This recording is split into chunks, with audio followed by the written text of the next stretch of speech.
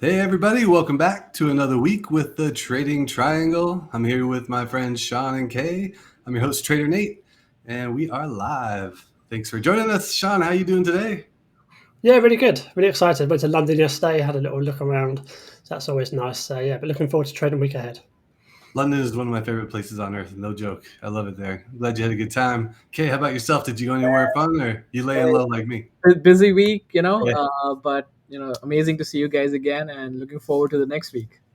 Yeah, a lot going on. I think we're getting to a point where maybe all the bears are getting quiet and they don't want to get run over again, which I don't know. Sometimes that signals a market top. We'll see what happens. A lot of charts to get into, and we'll dive into all the details. First, quick disclaimer up front.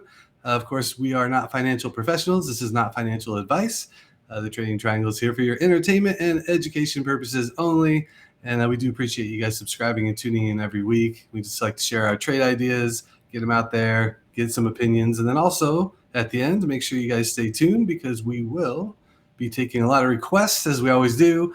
So send in your ticker requests, reply either if you're tuned in on Wolf Financial live on X or at Trader Nate here on X, or if you're tuned in on YouTube at the Trading Triangle, be sure to subscribe again, smash that like button, and we will get right into these charts. All right, guys. So first up, as we always do, take a look at performance from last week. And, we got some selling to close the week, but that was after a pretty strong start and a lot of green here in big names too. Let's see, I like NVIDIA up this way, and I'm feeling that, we can pretty much just watch NVIDIA and dictate where the market's going to go these days. Any other names jumping off the list for you, Kaye? Yeah, mostly AMD, I would say. Shown some weakness throughout the week. We got an Um, interesting chart on AMD too, so that's a yeah, good one. exactly. I know somebody is covering AMD, took my stock away, but okay. Uh, Ah, no, that's good. I think Apple being flat was also very interesting. oh yeah. Apple's trying to do something, but it has been struggling and not keeping up, as you can see clearly here. That's a good call. What about you, Sean? Yeah. Anything else? Just the financial sector kind of moved up nicely, didn't it? Bank of America, JP Morgan, I guess with the interest rates staying higher for longer makes sense. But just on Apple, obviously that did go up with the market, but it came back down alongside the sowing. That's a different kind of sowing, the sowing news. So yeah, that's not great. Tesla, I actually thought was down for the week, but that's actually up 4.7%, which is interesting. Yeah, Yeah, no, I think middle of the week it went up and then went down again, and so this is an average of the week. Yeah, I feel like that's the sentiment for most of the week. Honestly, you guys, is like, oh yeah, I expected this to be down, and it's actually up pretty decently. So saw a lot of that. I feel like that's what this chart shows, and we're still, healthily in the greed part of the fear and greed index, right? Not an extreme greed, but not kicking back in anywhere near fear. And look at those positive numbers for the week. I mean, small caps back at 205. I feel like we keep talking about IWM either at 200 or 205 and it just needs to break out, and it just hasn't done it yet. But keep an eye on it. And but yeah, everything across the board, really nice week. Bitcoin, the only thing that kind of pulled back, but it has been absolutely on fire. So kind of expect it. And then check out the VIX. What do you make of that, Kay? Almost to a 12 handle. Exactly. I think, but what I would say is something very interesting. From the last 4 weeks or 5 weeks, our put to call ratio is slowly creeping up. It was zero point 0.7, 0.72, 0.74. Interesting. Yeah. So now it has touched zero point 0.8. So nothing is changing at this point in time. But I think if it starts creeping up to 0.9, 0.95 in the coming weeks or so, that will also start to showcase their little bit of a bearishness in the sentiment. Again, this is sentiment. So. Right. So creeping, but not quite there. Definitely no sharp moves or anything like that we're seeing. Hence the VIX, right? As the VIX. Yeah, Sean, you still feeling greedy here? Oh, absolutely, especially with the price action midweek as well, bouncing off of those kind of trend lines, moving averages, etc. It's still in the trend, so yeah, why not? Yeah, I like it. I like it. No sense in fighting the trend. I will say earnings this week does not do anything for me. Like, No, it doesn't. I mean, I do have one name, Carnival Cruise Lines, middle of the week that I got a chart on, but that's the only one. You guys feeling any different? Sean, you No, trading? same as maybe Rumble. I'm trying to look into Rumble, but nothing pops up actually this week. Yeah, nothing for K. How about you, Sean?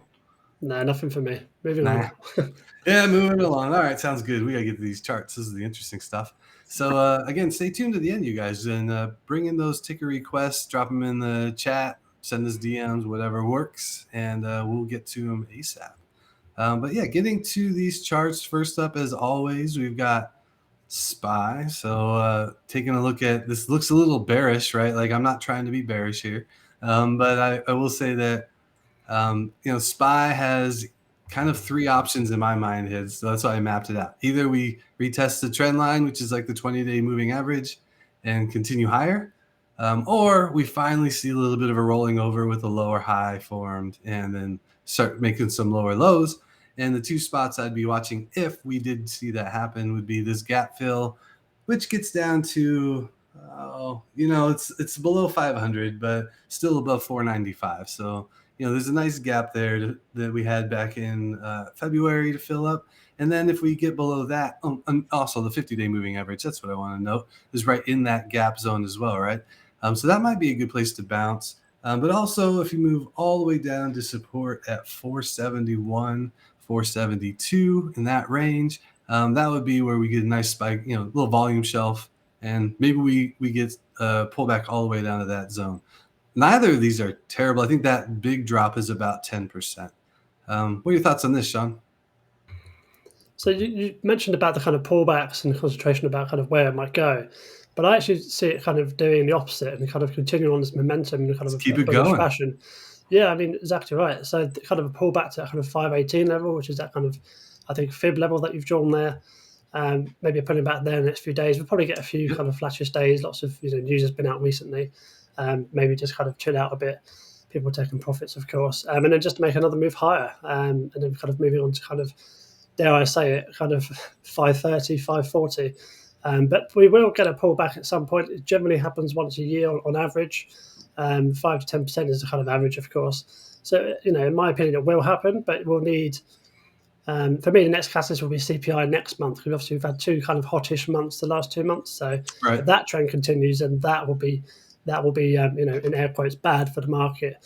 But yeah, if it comes in good, then yeah, we're going to the moon, I guess. But yeah, that's my thoughts.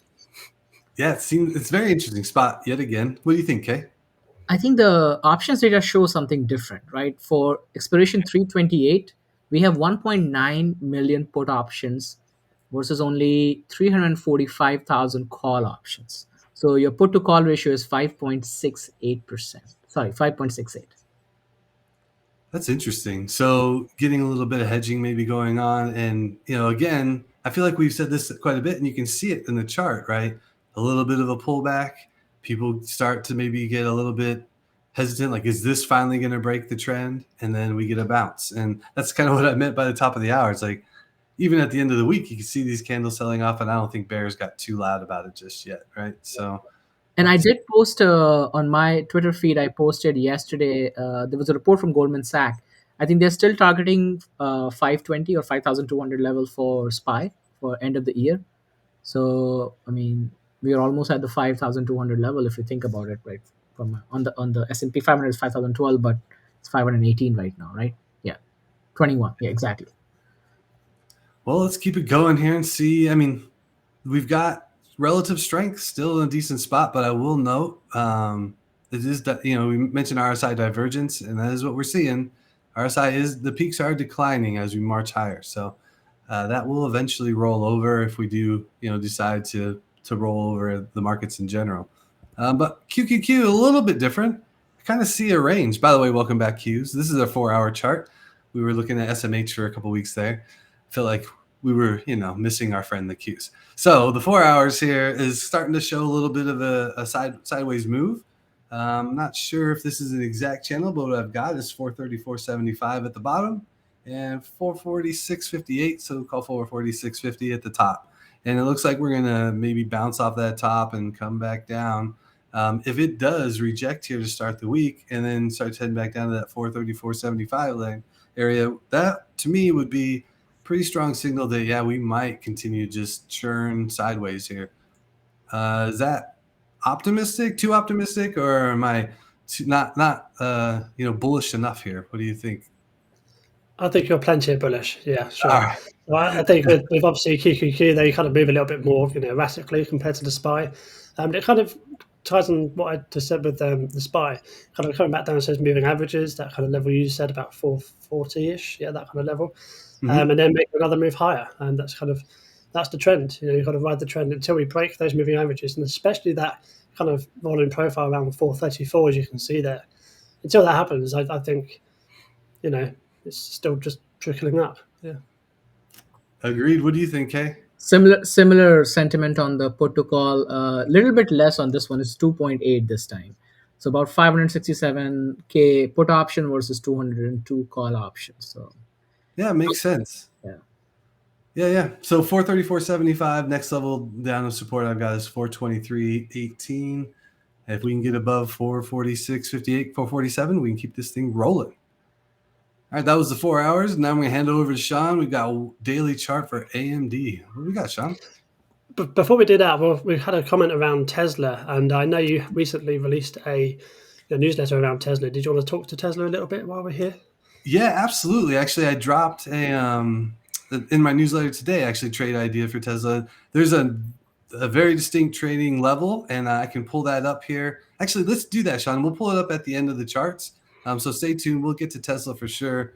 And I also see some other requests. I'll start noting those down. Thanks for dropping those in, guys. I see SONO, MRVL. We've got charts for already. Meta, Carvana. So while you get into AMD, I'll take these notes, and then, yeah, we'll definitely get into Tesla. That's good. Cool, sweet. So AMD, this is a bit of a different one for me. Yep, sorry, Kaye, I took it right out of your hands. But there's only one reason, though, and that's because I see confluence. I see 3 levels of confluence. I see the 50 moving average, which is that kind of pink line coming through the screen, the squiggly one. We've got the trend line, obviously meeting the bottoms. That goes back to October, I think, last year. So that's quite a solid trend line, you might say. And obviously the support resistance level of 179, which we're kind of sitting on now. We did have a bit of a scare on Wednesday, obviously that lower candle, but we got that bought right back up, that kind of red bottoming tail candle. And obviously on Friday as well, we did start the day very, very red, and then it kind of came back throughout the day, showing that the buys are still kind of there. Not the most full candle I would like to see, but it's still kind of thereabouts with those kind of 3 confluential levels. I have started a position at 180, nice round number. We all like that. All right. And I'm just going to see how it goes for the next couple of days. If it triggers, obviously you can see my stop loss there at 171. I've given it a little bit more space just because you can see the recent lows and then the recent lows before that back in kind of late February-ish.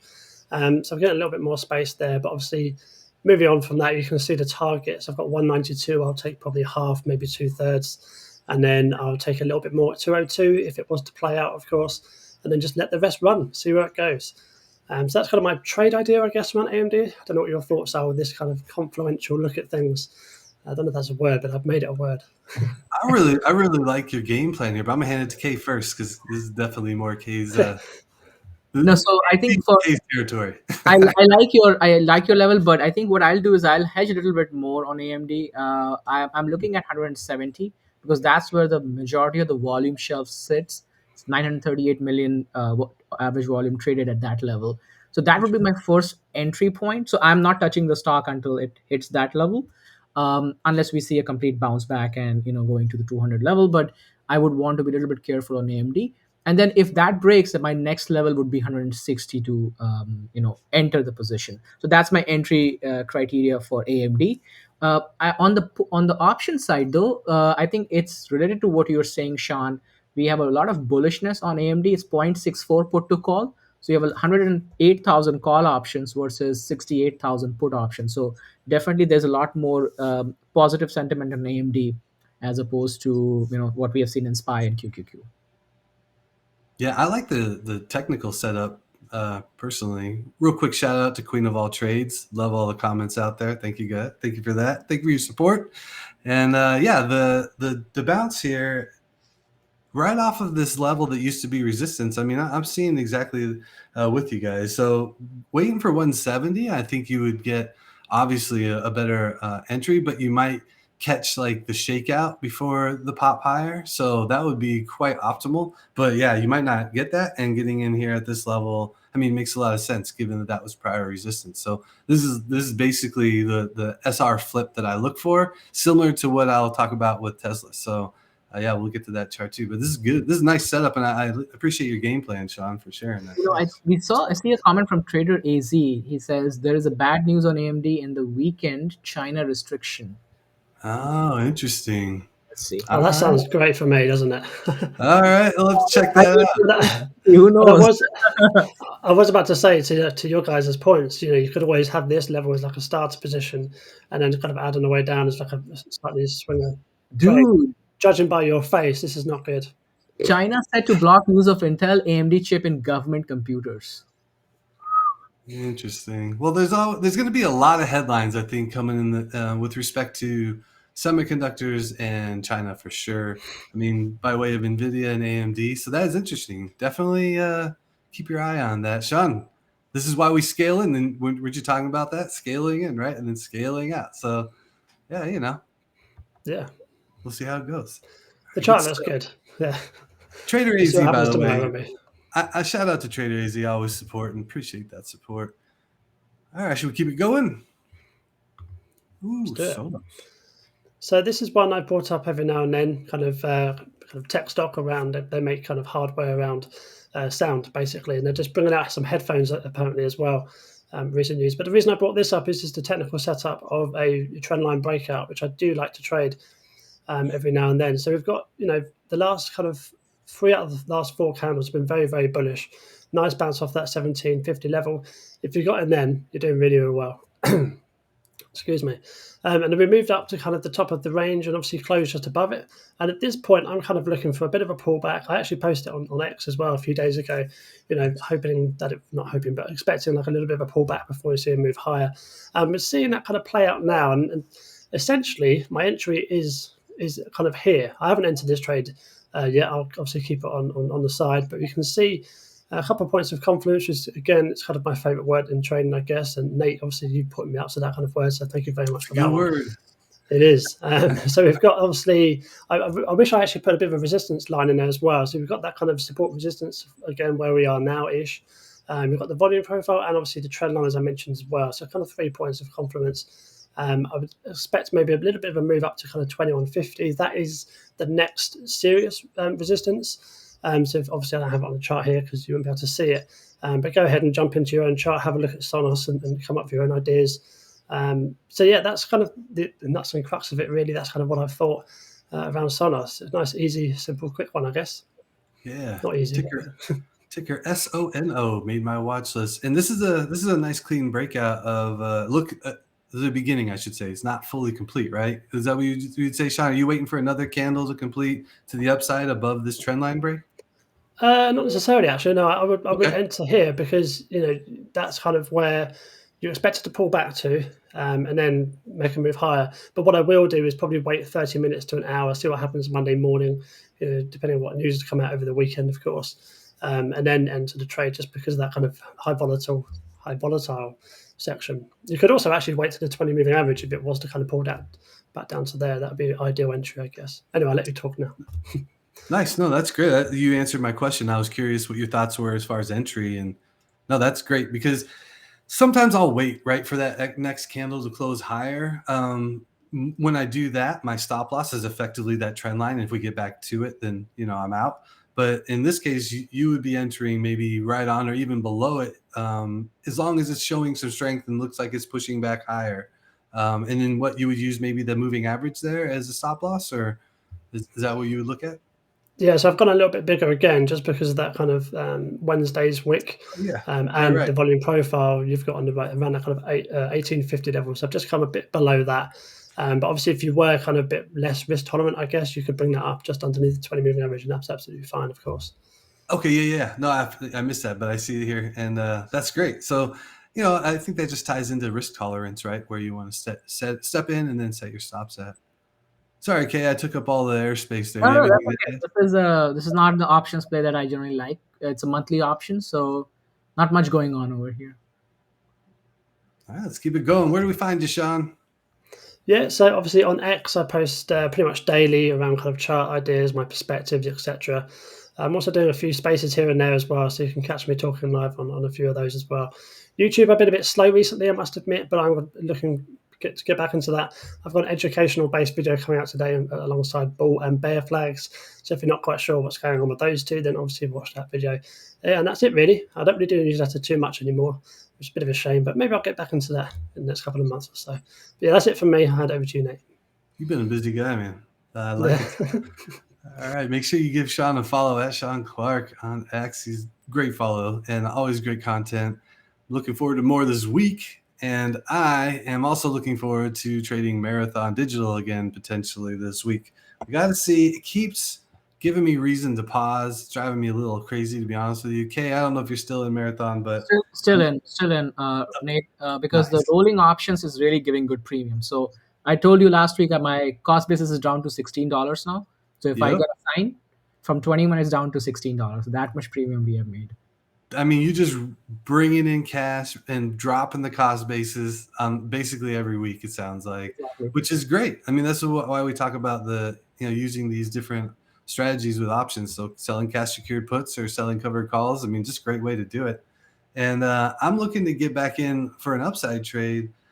You can see here this anchor volume weighted average price. Shout out to Alpha Trends and Brian Shannon. So anchor VWAP here came up. We've got support multiple times and then got a big bounce last week. A little bit of a pullback, and I'm looking for 2052 to hold up. If we can get, 2032, excuse me. Basically, if $20 can hold here and then we get a bounce off of it to start moving higher again, form that higher low, I think this thing could run, get moving back again, right back up to the 35 area, try to form yet another higher high and keep this trend moving. Bitcoin will determine a lot of that, but we didn't see much of participation with the recent Bitcoin rally. So I think if we see Bitcoin and crypto start to move again, maybe these miners say, okay, it's time to catch back up and really get popping again. I would take profits, at these levels that I've got noted here. So at 29.54 and 33.59, like absolutely taking profits because of how quickly this can reverse. But yeah, keep an eye. Kay, I'm glad to hear you're still making money with Marathon.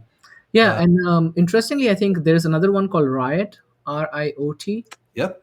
Right, I think that is also giving very good premiums as well. So if you are into the Bitcoin miners, I guess these are the couple of tickers. But I would stick with Mara personally because It's working. It's working, yeah. So don't change. Have you gotten in these, Sean? No, I haven't, but I do like the chart. It's kind of I know obviously past performance is not an indication of future performance, et cetera, et cetera. But if you look at the pattern from kind of end of November, maybe middle of December, so that kind of up, down a little bit, up again, and then down. That exact same thing happened again recently in February, basically February. I don't know if you just spoke to this, but I'm not too sure if you did. But you can kind of see it kind of happening again. So that little section in between the whole of January, really, that kind of little bit of a bump and then a huge move higher. We could be in that little bit of a bump now. So maybe a bit of a pullback to kind of 2019, that kind of level, and then a huge move higher. So that would be amazing if that does happen. But yeah, just a little bit of kind of pattern identification, I guess. Yeah, history rhyming. Yeah, I totally agree. This is what I'm looking for, is that little bit of pullback and bounce, forming the higher low, and that's exactly what happened the last few times. I didn't even note that. So yeah, completely agree. That's what we're looking for. And notice it's forming a little higher each time, right? Stair stepping up. So I think positive overall. So we'll see what happens with Marathon. Good stuff, guys. All right, keeping it going. We've got CCL, Carnival Cruise Line. I like to sneak trades in here with Carnival Cruise Line. Everybody kind of gives me funny looks when I do. I think it's because we're used to trading tech stocks, and Carnival probably has a bad name as meme stockish, penny stockish, but it's trading pretty nicely here, trying to form a bit of a cup and handle. I mean, that cup has got a V shape. It's going to tip right over, but if it held a higher low, right, and now it's marching its way, trying to get back to 19, which would be quite the resistance point to get through. We've got earnings this week, so I'm looking for either a pullback to 1650 and hold, and try to get a bounce there, which would also have that 20-day moving average holding yet again. We've moved above it, and it looks like every time we get above the 20-day, this chart starts to continue moving higher. So if that pattern continues and we get that hold and earnings doesn't, decimate, they don't do anything terrible with earnings, I think this thing can continue to run. It's risky, but ahead of earnings, I mean, if they guide with strength and they have a good report, it could pop to 19. It might be a decent risk reward trade if you're into trading around earnings. So that's my thoughts here. What do you think, Sean? Is this one that interests you at all as far as the technical setup? It does, yeah. And on a bit more of a bigger time frame as well. So generally, when you look at kind of breakout trades, I'm looking for this for a breakout trade. So probably been a bit more patient, sitting on it for about a month or so, trading wise. Obviously, thereabouts. But you can kind of see the big kind of triangle at the beginning on the left side of the screen. Again, straight back up to 9, and then it came back down and set a higher low around that kind of 1440 level, which is ideal. Obviously, is what you want to see heading into a breakout trade. So if we can just kind of stay a step up, like you said, up to that 19 level, and that's when my attention will kind of really come into it. I probably won't trade it in these levels just because, like you say, earnings around the corner, anything can happen. But depending on the results, it could be nice to kind of potentially get in early or start a position early. I know it's not, it's not always frowned upon. Not always, it's quite frowned upon. But yeah, if you can get in early, and if it's good earnings, and of course the company theoretically should continue moving upwards. But yeah, that 19 level is one for me for a breakout level. As an example, if you want to put a $500 trade on, you might put 100 on ahead of earnings, right? And then after earnings, if it's gone your way, scale in at pullbacks for a continued upside. That's a potential trade. I'm not saying that's what I would necessarily do or what will happen, but that's a way to get in, get that higher risk trade in, but not fully deploy all your capital, right? And still be able to trade it. 100%. And I think a lot of times, I guess we as humans, we confuse that there are many plays you're going to do throughout your week. So this is not the only play, right? And let's say if you have $1,000 to play with, you're not going to deploy $1,000 on just one trade itself. Yeah, I mean, that's a high conviction trade if you are. That's for sure. I won't touch safety for that for sure. You got to be careful. I just want to touch to the other side of that. Of course, if you had that starter position and earnings bombed and it didn't look so good, would you be looking to cut that position, get rid of it emotionally, move on, or would you hold on to it, basically? I mean, I would hope it would be the first one, but you never know. I would basically... Yeah, I would definitely set my stop losses. You got to be robotic about these things. And I find that anytime I'm like, well, I'm going to adjust my stop loss a little lower and give myself some extra room, all I'm doing is increasing my losses. Like, that's all I have ever had. It rarely does it give me the right room. And, oh, look, I got all this upside because I missed the dip there. Like, nah, usually your stop loss is right because you did all the work up front. So if this broke, like for me, I'd be trying to hold 1650, and I might give it, if the 20-day moving average is still a little bit below that, might give it to that level, and that would be it. Like once it broke the 20-day again, I'm out. I'm going to see if it recovers before I would get back in. If it recovers, great, and I miss it, so be it. But yeah, you got to be disciplined, I think. And UK?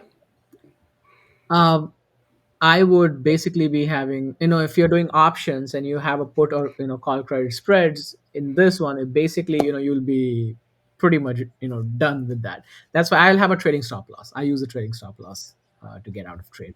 So sometimes, it just triggers and then you have a bounce and you feel bad about it. But I think I have saved a lot more dollars by getting out of trades rather than just sticking with it for long term. That's smart. That's a good point.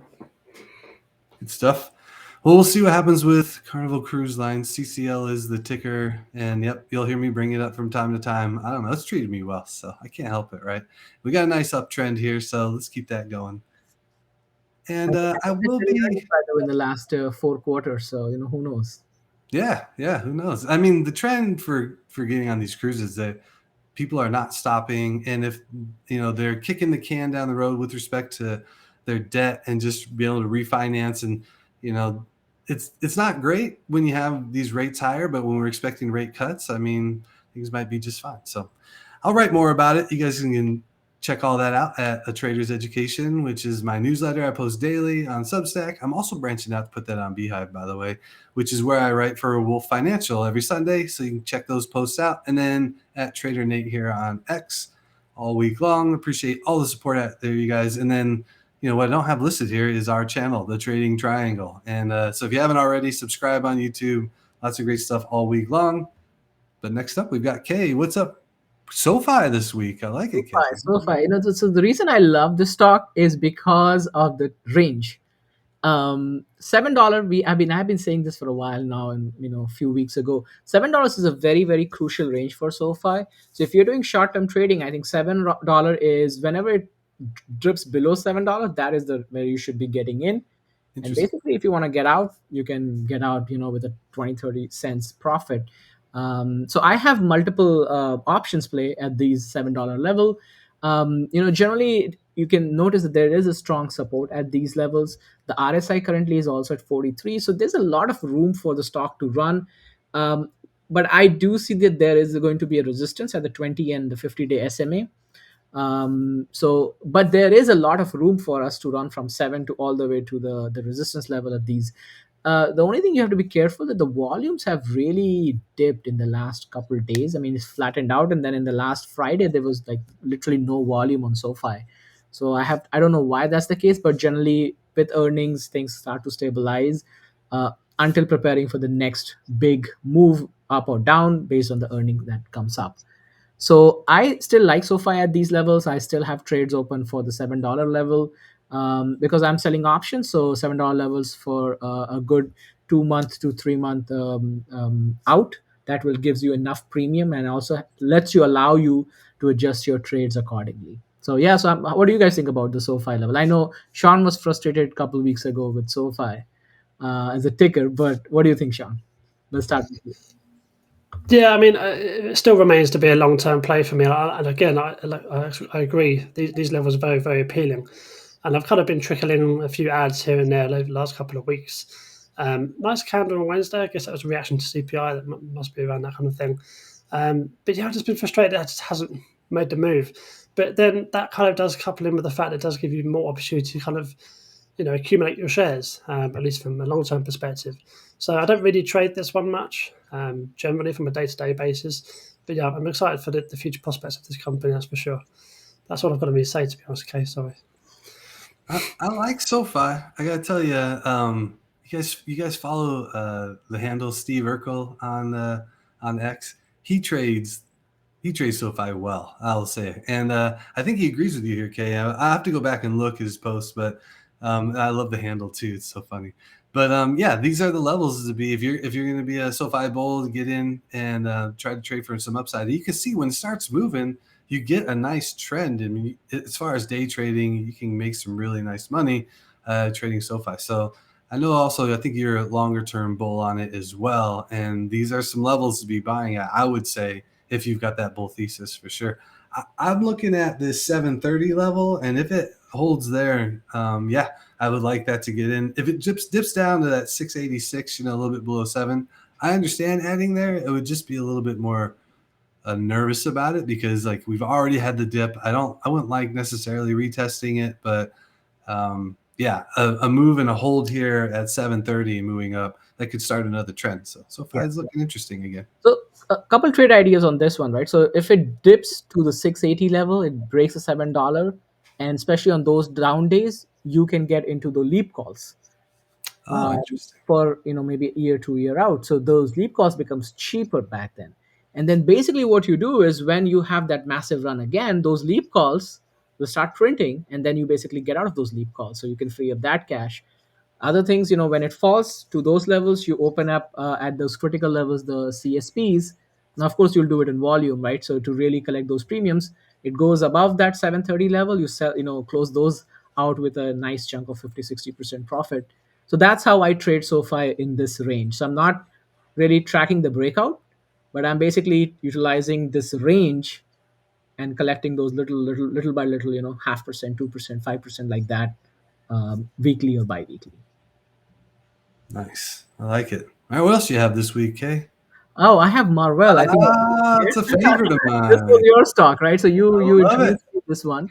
And I was just looking at a lot of semiconductor stocks, and because this is back into the $60 range, I was like, let's take a look what's going on. Look at that trend line, Kaye. I didn't see that trend line on my chart.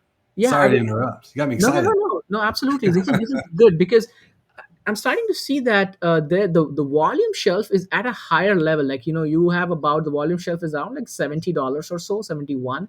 It's hard to see over here, but and then if we draw this trend line, we are seeing that the stock is currently at the bottom, getting closer to the bottom of the trend line. And I want to see if we can get a bounce from here. If we don't see a bounce, then we could see a breakdown. But if we see a bounce from here, my target would be from the bottom of the trend line to the 50-day moving average, which is 69.53. And that's where and then if it can break that, then you are getting into that major volume shelf area where majority of the buying, and then we could have a breakout trade at this level. 50 will remain as a resistance, at least for now. We can see it got rejected few times before, one, two, three, four times I see. And then the volume after the earnings, pretty much, generally you get a pop and the volume then stabilizes. RSI has enough room to run. So this is looking like a good setup, not for day trade, but more like a swing trade on Marvel. Yeah.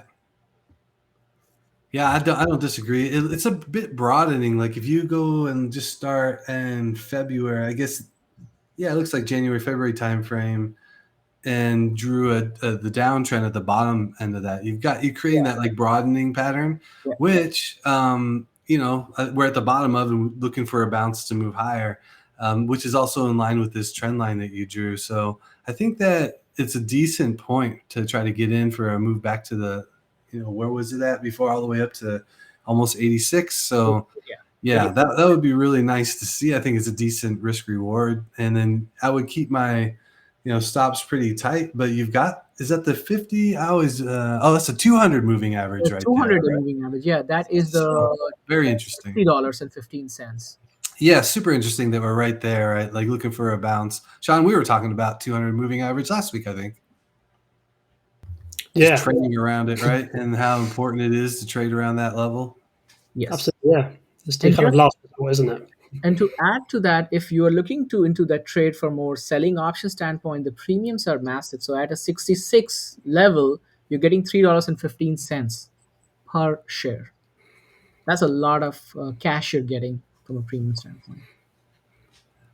Yeah, this one always has juicy premiums, I will say. That is for sure. So trading premium or trading options for the upside, you got to pick your spots carefully because it can be costly. But yeah, collecting that cash, like definitely another good one. Not surprised this is when you're trading, Kaye. Not at all.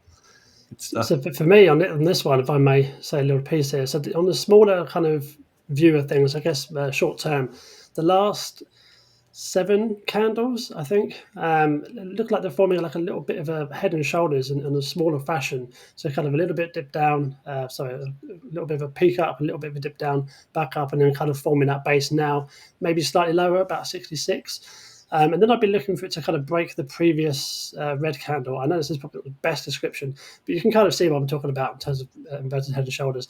And then I'm looking at a target of 72.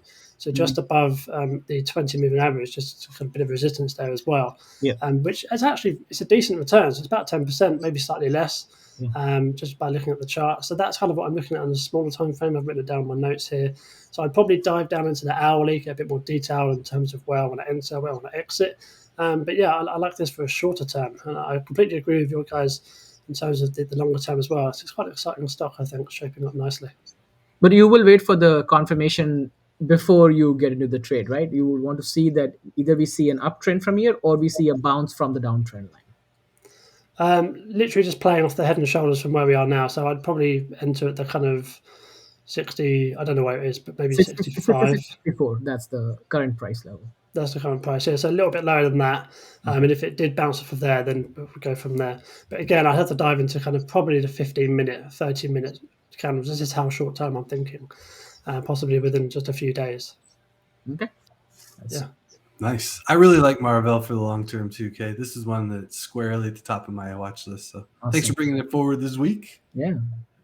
And, all right, so you can find me on X as well, and I actually have a tech sector ETF review that I just posted yesterday on my YouTube channel. So if you're interested in if you're interested in tech sector, definitely check that out. And then I do write Substack. I'm not as regular like Nate, so eventually I'll get back to it at some point. But yeah. Nice. Good stuff, Kaye. And yeah, make sure you guys are following at InvestK and at Sean Clark _ on X. I got it this time.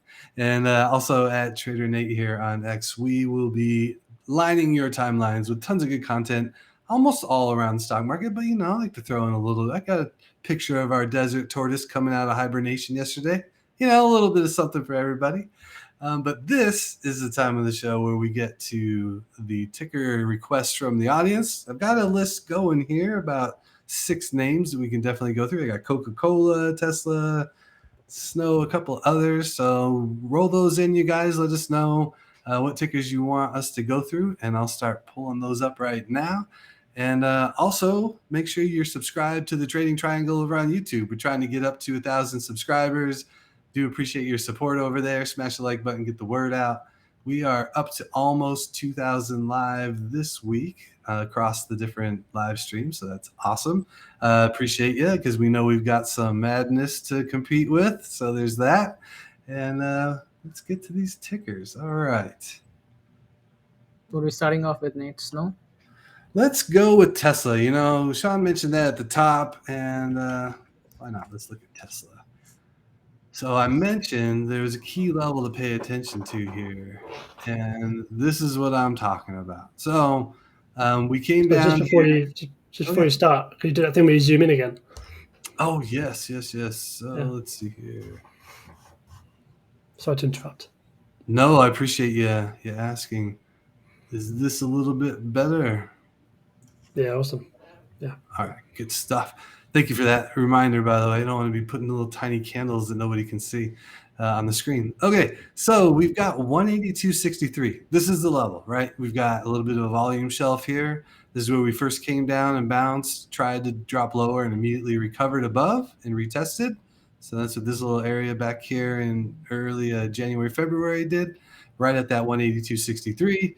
Tried to move higher and then had the bad news. It got us to break below, right? And you can see the retest and then drop down. So stopped at 160.51. Now we're pushing back up. So my whole thought process here is at 182.63, we're going to either reject or we'll break above it, retest it, and start powering back higher.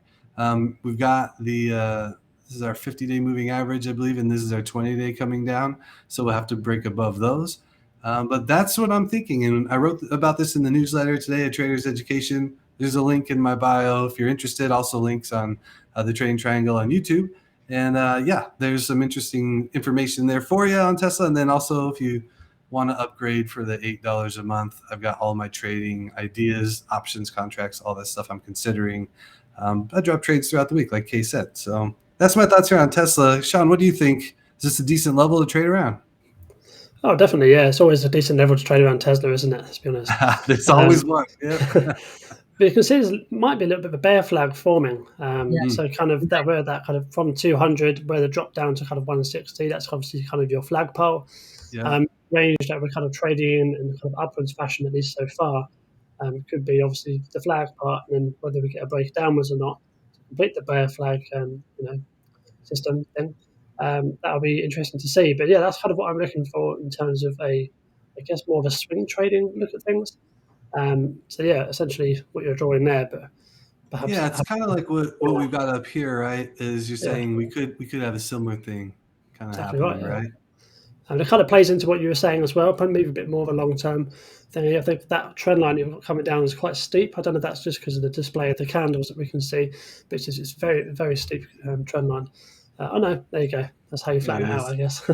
Yeah. But yeah, I mean, if you look like that, then the bear flag is definitely on, isn't it? Yeah, it does look like it, right? It would be right at that resistance point on the trend line, as well as the 182.63 level I talk about. We could reverse and then break that flag and see lower lows. So I know there's a lot of Tesla bulls out there. We don't want to see that, but it's possible. It's on the table, right? Yeah. All right. Okay, did you mention Snow? Should we jump to Snow next? Yeah, we can do Snow.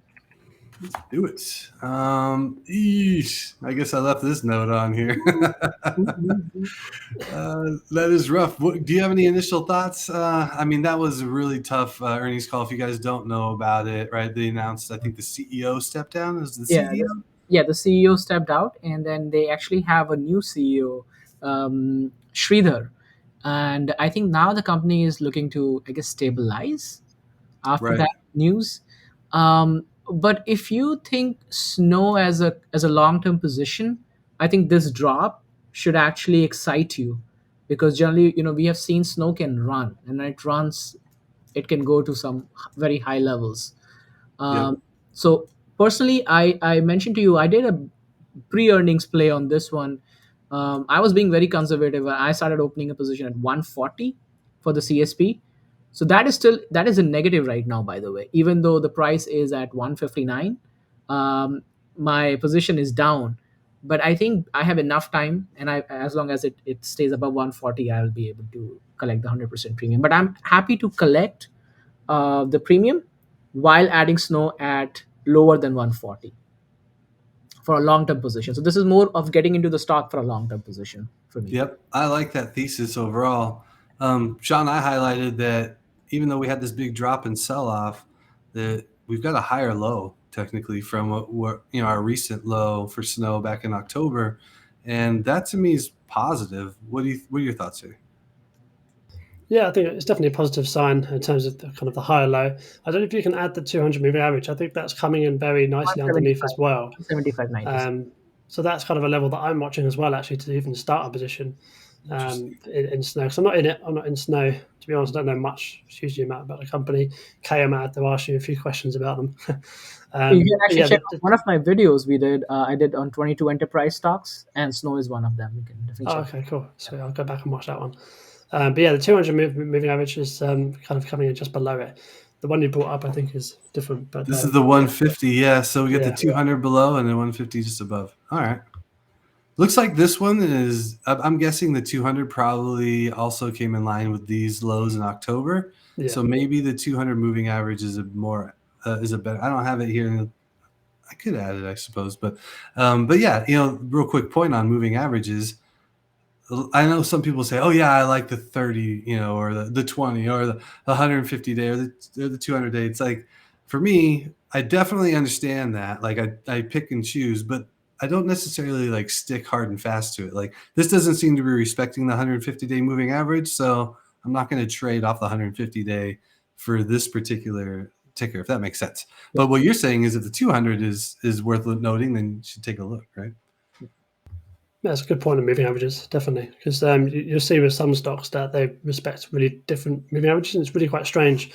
I guess it's just a habitual kind of price action, isn't it? Yeah, some are just a little too volatile to respect anything. So, but yes, I like the higher low here, and I'm looking at 197 really is the key level to try to get back above 198. So I'm agreeing with you too, Kay. Long-term position, great place to add. All right, what do we think's next? I got Meta. Should we look at Meta? Let's do Meta. We haven't done Meta in like forever. Yeah, so let me add in. So you can see from recent earnings, big gap up, and I dropped an anchored volume weighted, another anchored VWAP here. And look at it's holding it pretty nicely. Holding the 20-day as well. That's pretty bullish. It never filled that gap. You think it's going to fill it, or what do you get? It never filled that gap unless we see a correction in the market. I don't see it's going to fill that gap. Right? Like that's at 450 is the top of it, all the way down to 400. Like that is one heck of a gap. It's about 20%, isn't it? Just under, maybe 18%. So Nate, if you actually scroll all the way back to the 22, January 22, you see that gap. It was eventually filled around the 23 after almost an year and a half later. this big gap down here. Yeah, exactly. And then it got filled up almost a year and a half later. So that's what happens, right? Sometimes you get. So actually, I don't think I'm going back far enough. Yeah, January, I think, 22. Go back to January of 22. That when we There we go. Here we go. from wow. 327 to 249. You see that pattern. It took almost a year and a half for it to go back up. Yeah, that's something. Man, I gotta tell you guys, I love trend spiders. See how quickly it just tags to the candles? Such good stuff. Yeah, that took all the way until July 23. That is quite the round trip. So that's interesting. I wonder if we'll just get a nice big continuation higher, and then this gap will loom. We'll have to see. But these gaps down below, I mean, this one didn't get filled. This one didn't get filled, right? We've got some gaps from 23 that we just ignored and just kept powering higher. Yep. So that's interesting to note. Yeah, Meta looks really strong, I guess, just to get back to the more recent time frame. And sorry, I'm all over the place here. But you can see we had a nice uptrend, and then it extended off of that. It drew the extended trend lines, and now we're just completely taken off. And I think, if I'm not mistaken, this was due to announcing the dividend. Is that right? Yeah. I think it's a big dividend announcement. Yeah. So yeah, I mean, Meta continues to impress and come up with new news that's on the positive upside for investors. So I don't see anything to be worried about. I would just be looking for a higher high to be made, and keep an eye on this. Maybe anchor VWAP if you can. Otherwise, the next thing coming up here is the 50-day moving average, and I would not want to drop below that. It looks like that should provide pretty strong support. If we break it, we might end up filling that gap back down to 400. That's quite the drop. So just keep that in mind. All right, let's keep it going. Apple's on the list. I've got Carvana as well, but Apple seems to tie into Meta. And so tough. This is tough. I mean, you guys see this rejection here at 177.50 that I highlighted that price level. Yeah, I mean, Apple's tough, and if anything, I'd be looking to fade it. But what do you guys think? Are we looking for anything in Apple in particular here? No, I think nothing is going to happen in Apple for a while. I think maybe the conference in June, when they have the developer conference, or I don't know when it happens, in April, May, June, whichever time they have it. I think the next announcement probably would be the AI in Mac. I think the market is waiting for Apple's announcement on what they're going to do with the AI part. Yeah, I agree. I think that's the big one that's going to happen this year.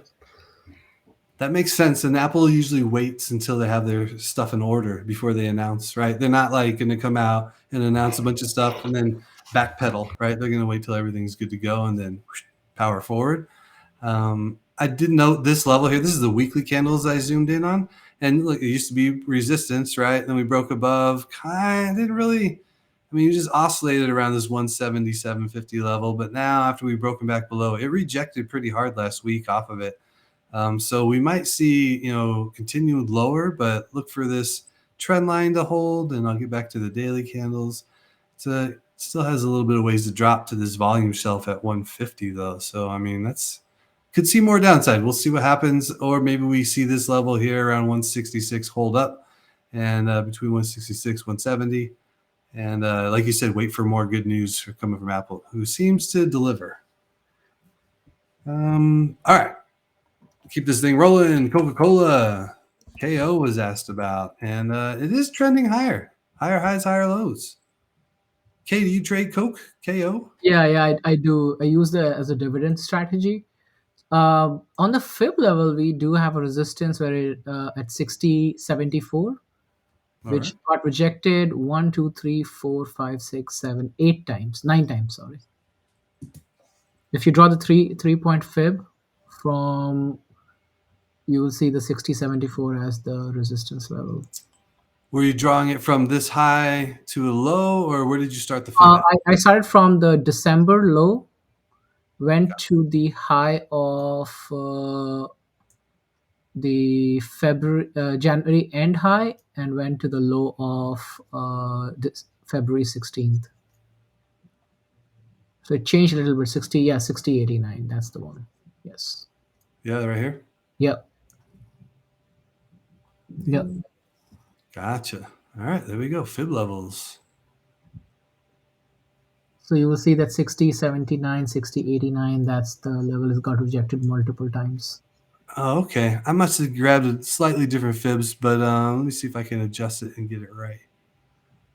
There it is. Yeah, I think that's about right. So, yeah, I mean, regardless, you can see these rejections here right around 61, we'll call it, just a kind of nice rough number. So we want to get back above there. But this volume shelf that's forming here, let me remove this, getting a little bit cluttered. But this volume shelf right at 60 is notable. I think we need to stay above 60 for Coca-Cola. If it does, it'll stay above like the upper half of this recent oscillation and continue to power higher. If it breaks below this volume shelf, I'd be a little bit worried, but so shows like we've got some good support here all the way down to 58.75. So Coca-Cola's looking strong, honestly. All right, what else? We have Carvana. Should we look at Carvana? Let's do it. Do you trade this one, Sean? Carvana?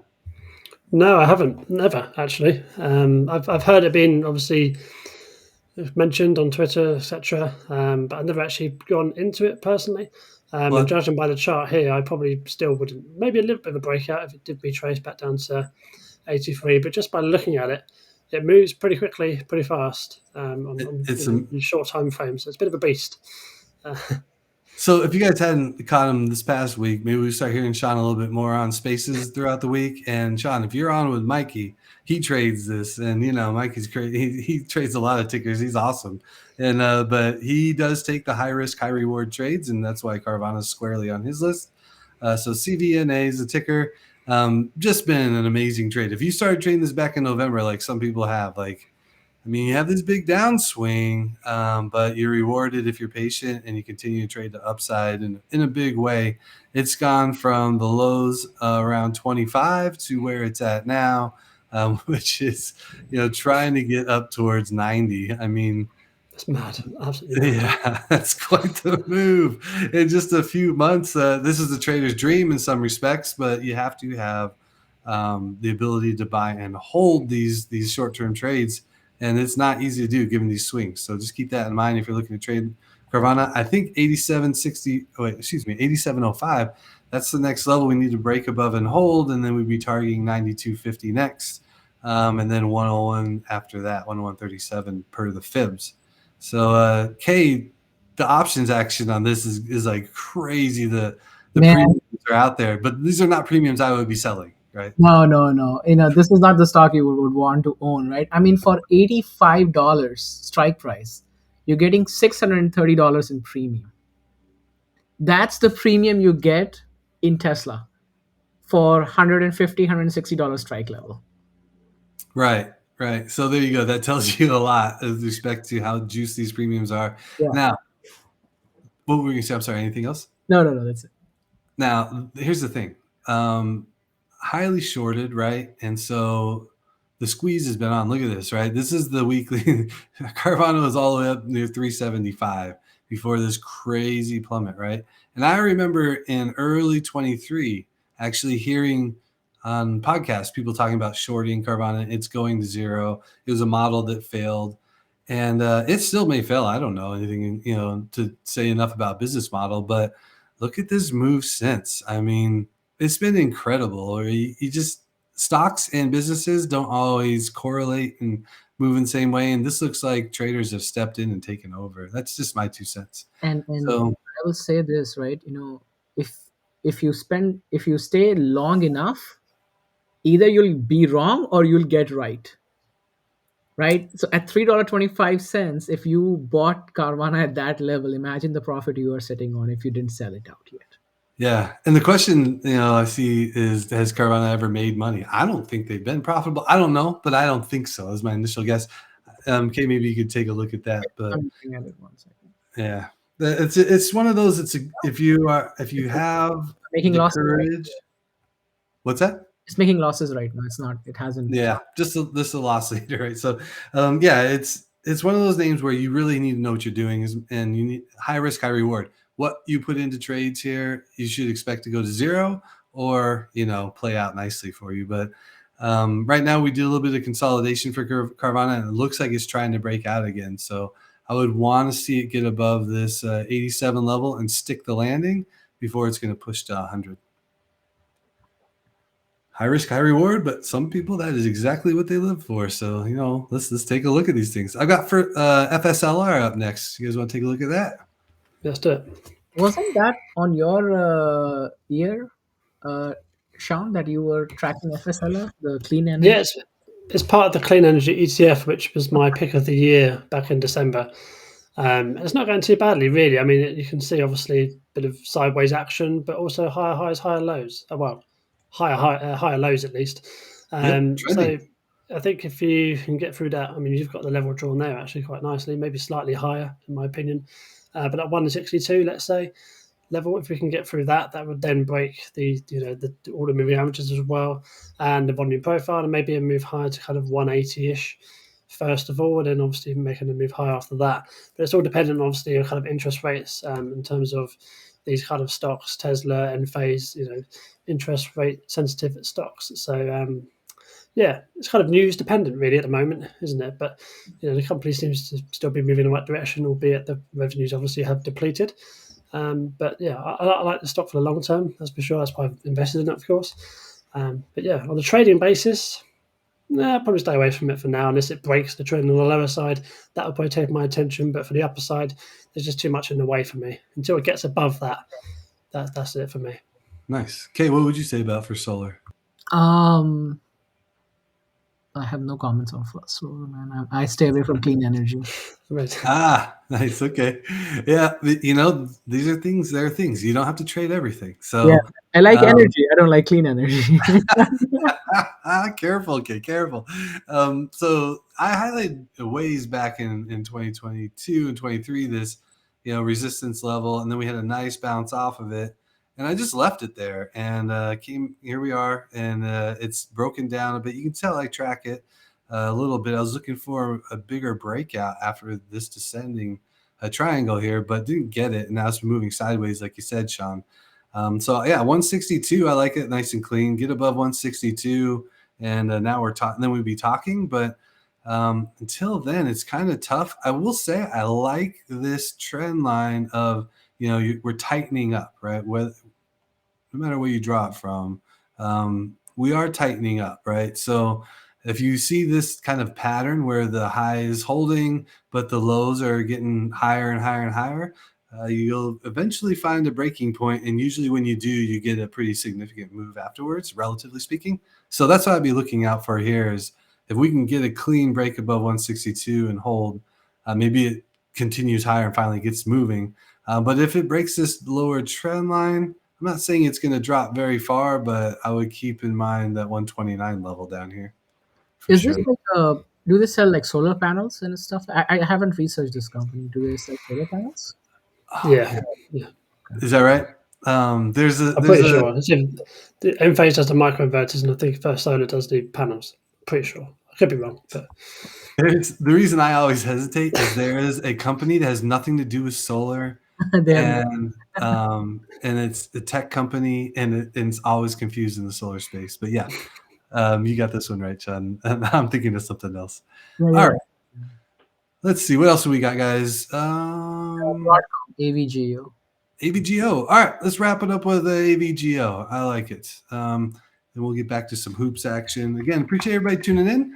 If you haven't already, make sure you're following InvestK and at Sean Clark on Twitter or on X, excuse me. And then also make sure you're subscribing to the Trading Triangle. We're going to get there. We're going to get to 1,000 followers. That's our next goal. And these live streams on Sunday, we appreciate your support over the 2,000 mark. On our way to 3,000 again this week, you guys. I love it.